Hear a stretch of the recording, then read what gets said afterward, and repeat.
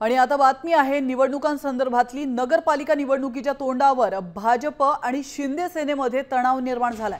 अशात सांगोल्याचे शिंदे सेनेचे माजी आमदार शहाजी बापू पाटील यांनी भाजपवर आरोप केले। विधानसभा निवडणुकीमध्ये भाजपने शेकाप उमेदवाराला मदत करून माझं कंबरड मोडण्याचं काम केल्याचा आरोप केलेला आहे। कुमार गोरे, मला माहित होतं तुम्ही आता बिता उघडं पडलं म्हणाल, इतका बारका शहाजी बापू नाही। तुमच्या रकमा शेका पक्षाला पोचल्या आणि ती जवळ्याला कशा गेल्या, टायमिंग आणि माणसाची नावं मला विचार। निवडणुकीआधी मला माहित होतं भाजपला माझं कपाट मोडलेलं आहे, पण मी शांत राहिलो, काय बोललो नाही, टीका केली नाही।